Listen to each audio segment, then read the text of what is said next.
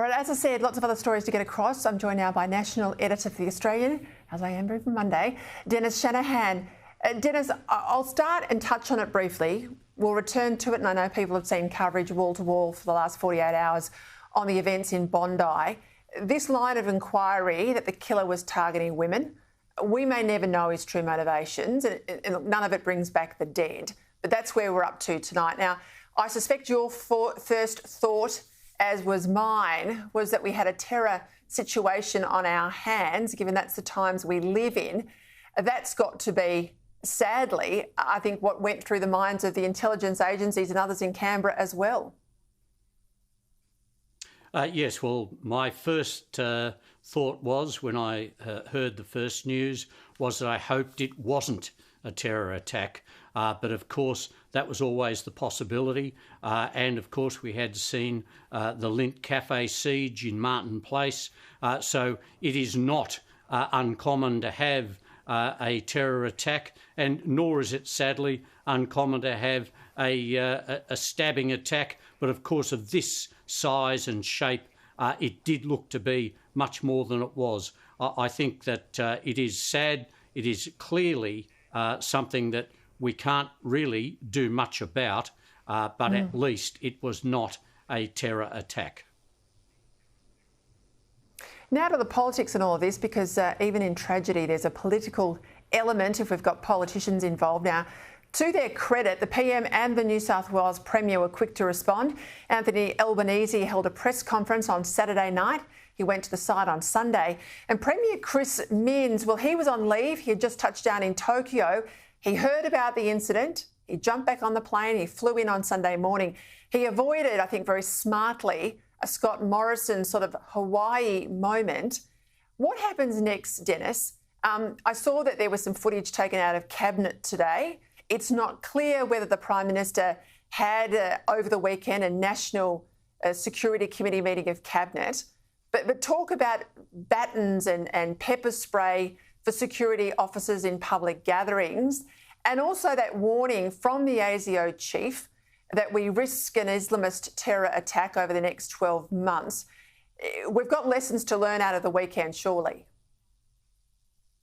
Oh, that's right. And you would have only expected Anthony Albanese to respond as he did.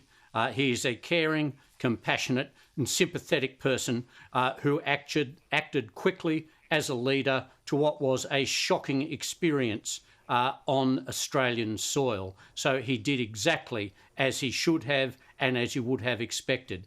As for what the federal government can do from here on in, this is a very different situation. It is not a terror attack. It is not something where the federal government can call in ASIO to work on it. This is a question of mental health care, whether people who are being taken care of properly and whether people should be contained as they were in the old days when they were considered to be a risk to the community. So this has a great deal to do about personal health and what state governments can do, but I don't think there's much the federal government can do because it is not a terror attack.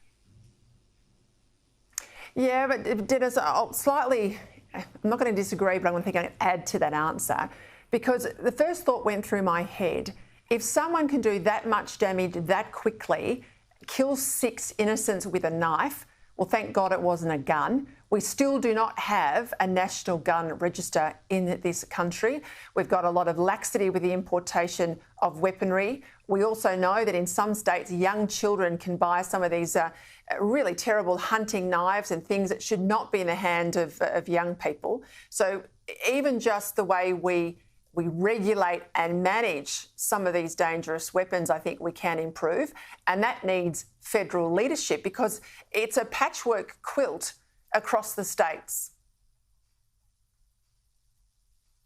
Well, that's true, Peter, and we should be doing more on the gun register, you're right.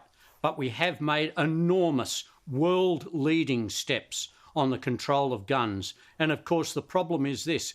Knife usage has gone up. It's gone up everywhere. We saw a domestic incident between groups of young youths in the western suburb of Sydney just before the Bondi massacre. Now, what we're actually seeing is the use of knives because guns aren't as available.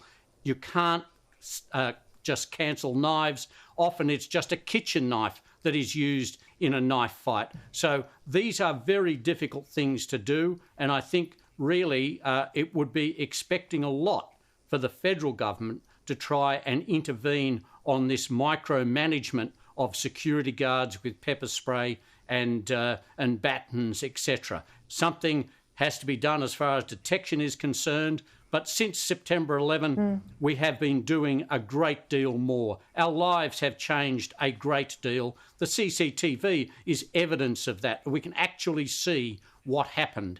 Actually goes to show how much we have actually done, and we can't do everything, unfortunately. Nor can we rest on our laurels, Dennis.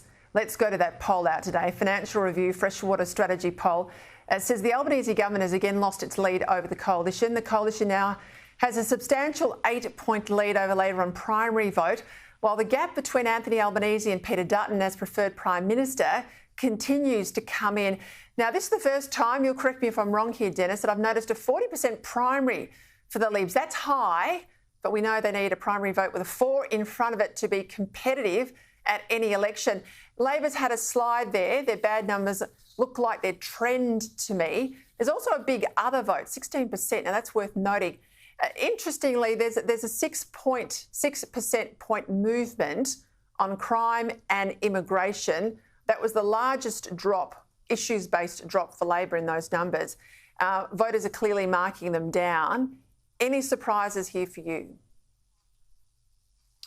No, I don't think there are surprises. We are seeing with Freshwater and with Newspoll that there are trends here, and the trend is not good for Labor. They're not big trends, but they are below the level, their primary vote they were at the last election, which was a record low for the Labor Party.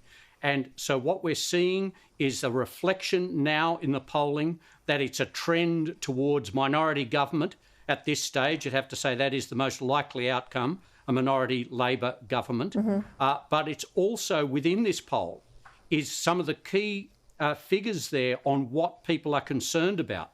They are still concerned about cost of living. They're concerned about housing. They're concerned about immigration. They're concerned about security. They're concerned about tax and spending, and they're concerned about the economy. And they are giving, in this Freshwater poll, the coalition the lead on all of these key issues. And in fact, in some areas, Labor's lead has dropped, specifically on environment and climate change. And yet this was after the time when Anthony Albanese announced the big Made in Australia program, and Peter Dutton announced that there would be at least a discussion of nuclear energy.